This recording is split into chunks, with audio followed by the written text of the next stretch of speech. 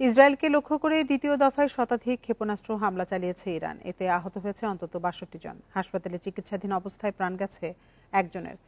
Bundle থাকলে প্রতি সেনমানিতে টাকা বাঁচবে। বিকাশ সেনমানি বান্ডেল কিনে জিতুন প্রতি লেনদেনে। ইসরায়েলের উত্তরাঞ্চলে ক্ষেপণাস্ত্রের সাইরেন বাজতে শোনা গেছে বলে জানিয়েছে টাইমস অব ইসরায়েল। এদিকে শনিবার মধ্যরাত থেকে আবারও হামলা শুরু করেছে ইসরায়েল। ইস্পাহানে ইসরায়েলি বিমান হামলার প্রতিহতের চেষ্টা করছে ইরান। এর আগে পাল্টা হামলা প্রতিরোধে আকাশ প্রতিরক্ষা ব্যবস্থা সক্রিয় করে তেহরান।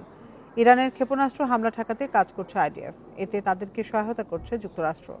হামলা থেকে সুরক্ষা পেতে বেসামরিক ইসরায়েলিদের আশ্রয় কেন্দ্রের ভেতরে থাকতে আহ্বান জানিয়েছে তারা। ইসরায়েলের জন্য নরকের দরজা খোলার হুমকি দিয়েছে ইরান।